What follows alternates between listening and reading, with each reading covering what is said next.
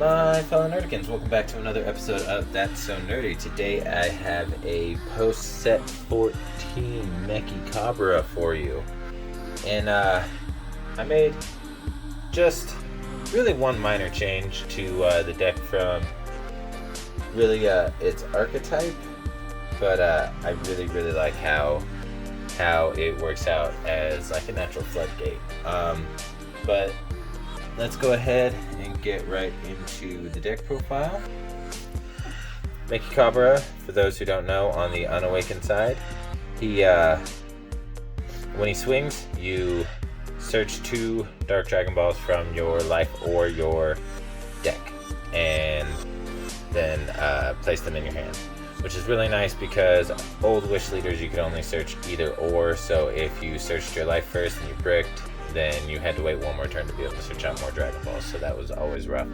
But being able to do it from your life and your deck is just amazing. And then you awaken when you have 7 Dragon Balls in your drop area by restaining an energy, drawing a card, and warping a battle card from your opponent's drop area.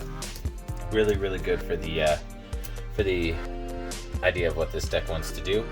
So now that it's awakened, when it attacks, draw a card, and then you can bottom deck a card to either steal one of your opponent's 4 drops or less, or remove the Dark Dragon Balls from your drop area and give your leader triple attack.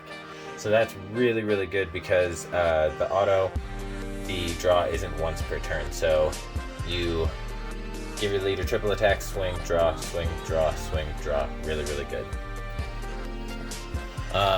And when this set came out, I actually had no interest in building this leader, but I got so many of the cards that I was like, you know what, I'll give it a shot. And now it's one of my favorite decks to play, but everybody keeps playing against it.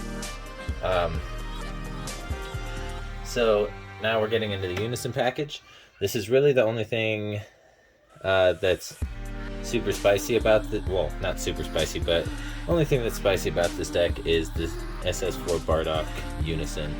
So an auto once per turn, when you use a Spirit Boost skill and a marker's removed from this Unison by it, you get to send a card from your opponent's drop to their warp, which is really good for the idea of the deck. But what I like about it is you add a marker, draw a card, so essentially you're doing the same thing as your Black Smoke Dragon would be doing, well, minus warping the card, for adding a marker instead of having to just stay at the same amount of markers. And then to -2, you get a floodgate that if your opponent wants to attack with battle cards, they have to warp a card from their hand each time. So that's really good. Just having access to kind of like a constant topo, constant access to Poutine is really good. I apologize about the noise. My 2 crazy boys are running around having a good time out in the living room while I record this, so that's what it is. Next, we're actually not running any 1-drops in this deck. This might change in the future depending on how I wanna build this deck, or what I choose to side deck or whatnot. Because currently I don't have a side deck for this deck, because it just runs so well by itself. But the super combo we're running is pretty basic. We're just running the Toa, the basic Sparking 5, mainly because I felt like kind of sticking on theme with it. And Sparking is achievable with this deck so quickly that it just kind of makes sense to run a Sparking super combo. I do have a couple of the Vegeta super combos that I could throw in here, but honestly, with the Unison added, the ability to draw cards, it kind of works itself out. So the draw 2 super combo isn't necessary. Of course, it would be good, but I feel like this Toa works just fine. And then we're running 2 copies of Mechikabura, the Broken Seal. So it's got Deflect, so it's going to hit the board. And then when this card is played, you pick an energy cost and a character, and they can't play characters of, or can't play cards of that character with that energy cost for the turn. So that essentially completely shuts down Dark Broly except for the 7-drop. And then it also, if you know the deck that you're playing, your opponent's playing, you could really easily shut down their next turn with that card, especially if you know they're going to be going in real heavy for game with their boss cards. Alright, next card we're running is 4 copies of Demon God Poutine, because it's the black topo, so why wouldn't you run it? I've considered taking it down to 3, but I'm not sure what I would really use that 1 slot for, because to me it's super important to see this Poutine, because when you counter with it, you bottom deck a card, excuse me. Yeah, you bottom deck a card, and then when your opponent, if your opponent wants to attack, they have to warp 2 cards each time. So that's gonna completely shut down their turn, 100%. Well, most of the time. I can't say 100% because some decks, it really they have such draw power that they can afford to just warp a couple cards, so they can get their meaningful swings in. If they really feel like going in. Now, we're only running 2 copies of Supreme Kai of Time in here. I go back and forth between 2 and 3 copies of this. Honestly, if I were going to drop a Poutine, it probably would be for Supreme Kai of Time, but I feel like the floodgate ability of the Poutine just comes in more useful than the Supreme Kai of Time. While the Supreme Kai of Time is really good, it's only stopping 2 attacks, whereas the Poutine could stop far more than that. But for anyone who doesn't know, once you or your opponent has 3 cards in their warp, this becomes a 1-drop, and when you counterattack with it, you warp a card from your opponent's battlefield for the turn, and then it gets played back with its skills negated for the turn, so it doesn't get any of its on-play abilities. But other than that, the card comes back normal, just like it would during any one of your opponent's turns.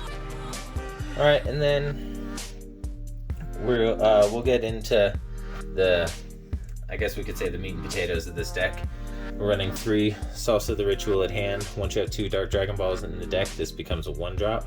And then when this card is played, you choose 1 card. Your opponent chooses 1 card in their hand and sends it to their warp, and then draws a card. So it's not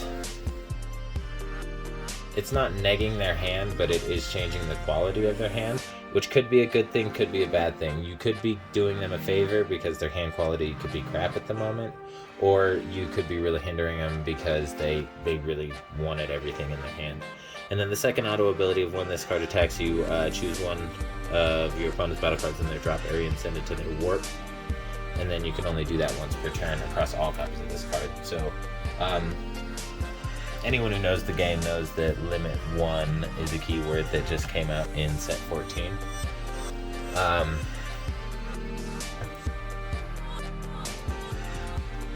So Mechikabura came out in set 13, just before Limit 1 became a thing.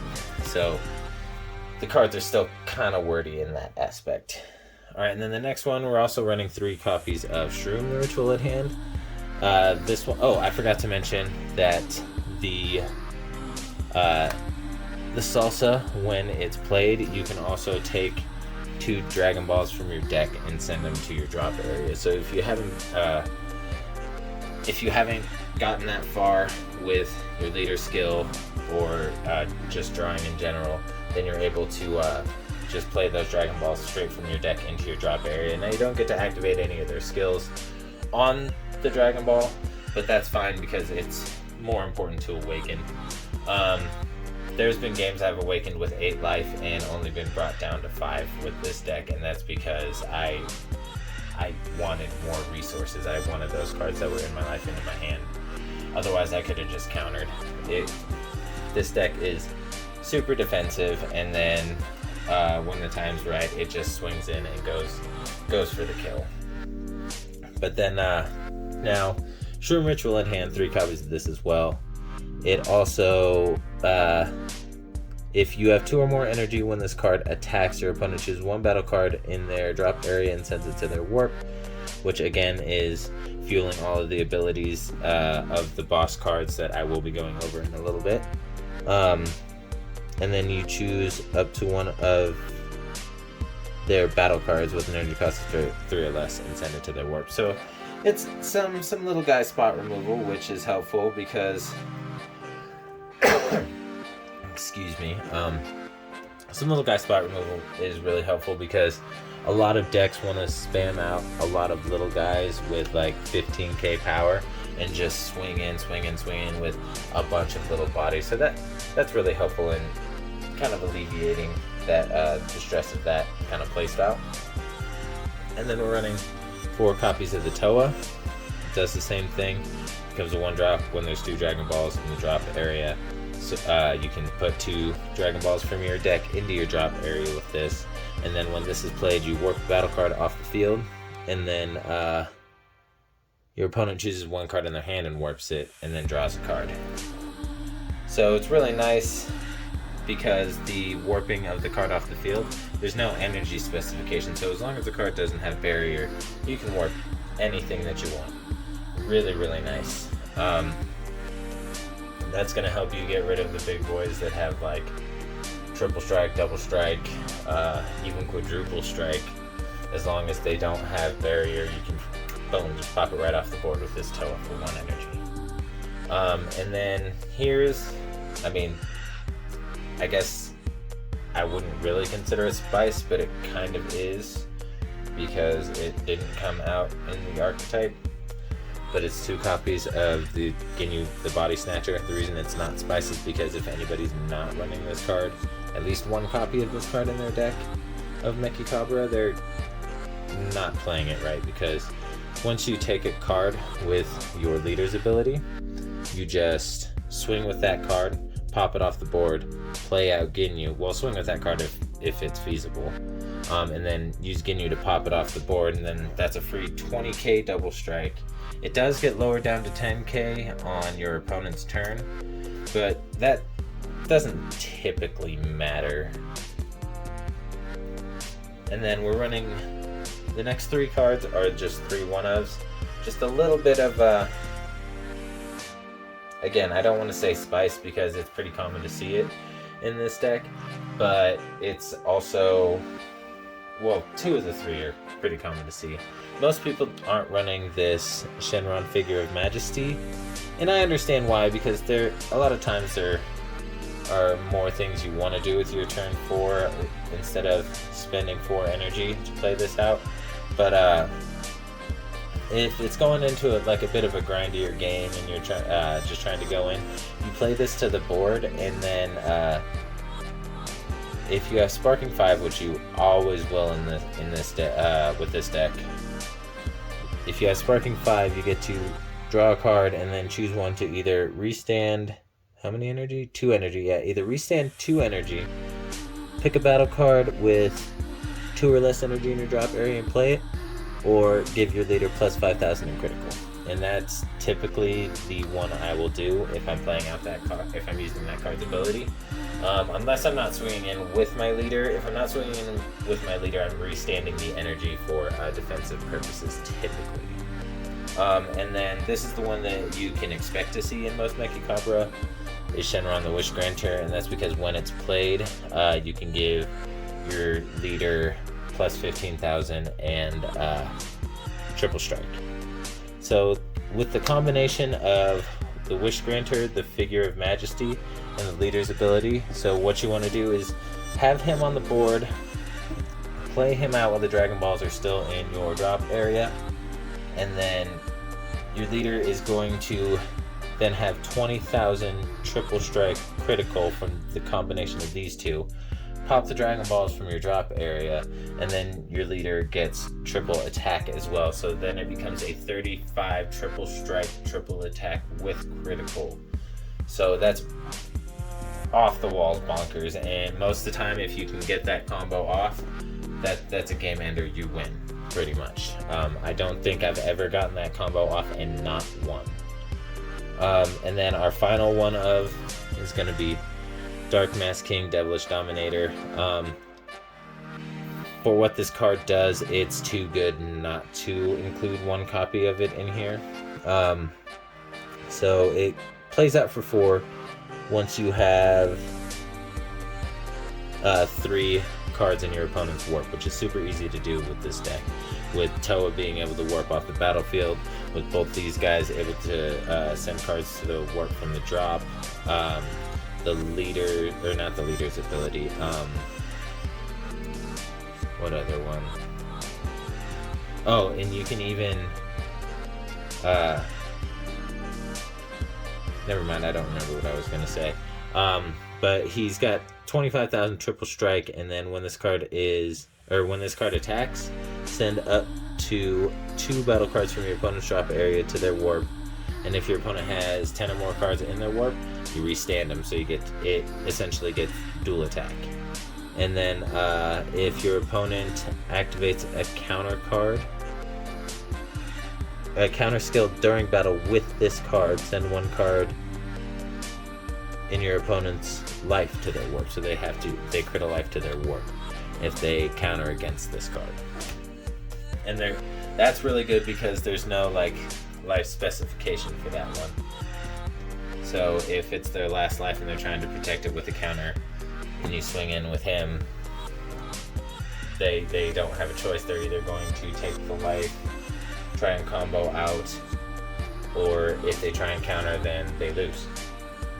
Alright, and then really in my opinion, the MVP of this deck is King Vegeta, The Kingdom Lost. There really isn't enough that can be said about this card in this deck, because once your opponent has 3 or more cards in their warp, it becomes a 2-drop instead of a 6-drop. Really, really good. And then auto, that when this card is played, choose up to 1 card in your opponent's hand, or up to one of their battle cards, and send it to their owner's warp. So some spot removal on the board, or some negging some resources from your opponent. Really, really good. And then auto, once per turn, if this card is in rest mode, your opponent attacks the leader card. Your opponent chooses 1 card in their hand and sends it to their warp. So essentially the same thing as your Unison is doing. So you could use that if your opponent's swinging with a battle card at your leader and you have the King Vegeta in rest mode, and you've negged the 2 markers off of your Unison. That's 2 cards out of their hand that they're going to have to warp in order to swing with that battle card. It's just really, really good. Just built-in floodgates to this deck. Really, really good. I can't stress that enough. And then the big boss card of the deck is going to be Dark Mechikabura, because he plays out for 4 energy because your leader is a Mechikabura. And then if your opponent has 4 more cards in their warp, you get to look through their warp. You warp 2 battle cards.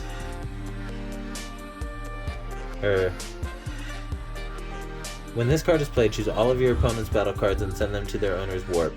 Choose 2 battle cards in your opponent's warp with an energy cost 7 or less to take control of them. And then you can't play black battle cards for the turn. So essentially you play this guy and you're not going to be able to play any more battle cards unless it's from your opponent's side of the board. Alright, and then we'll really quickly go over the Dragon Ball package. 3 copies of Yearning for the Dark Dragon Ball. You can use this to pop a 1-drop off your opponent's board, but most of the time you're just going to discard this with the other Dragon Ball to draw cards. But it is nice to have that early game spot removal if you really need it.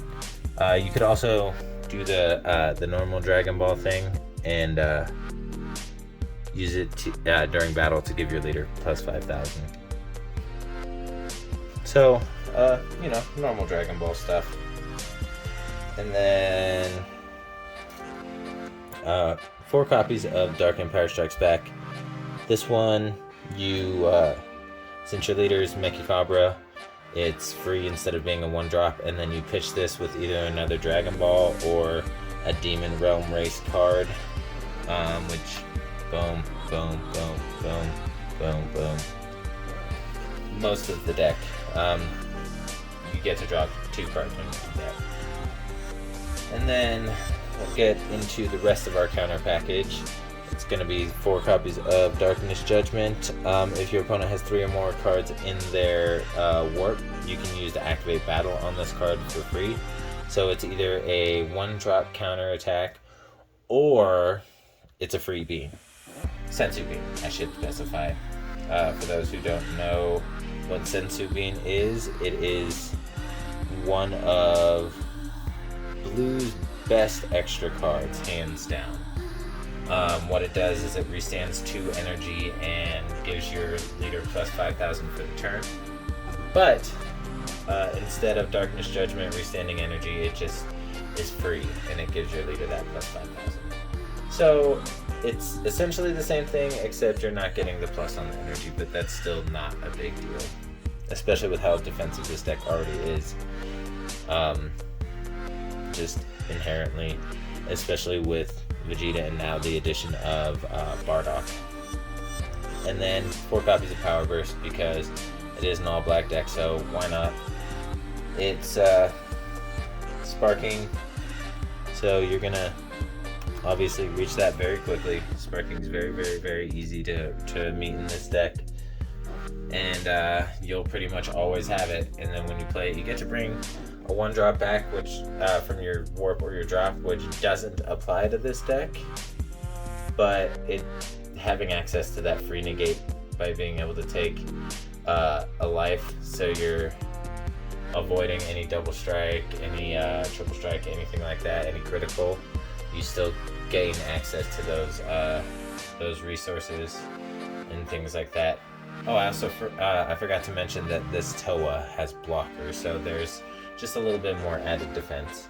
And then last but not least, for the SCR, we're running Majin Buu, Incarnation of Demonic Evil. 40k double striker, and if your leader is a Demon Realm race or a mono green, or a black Demon Realm race, then when you activate this counter skill, you can reduce its energy cost by 7, so it becomes a 3-drop. So it's a 3-drop counter.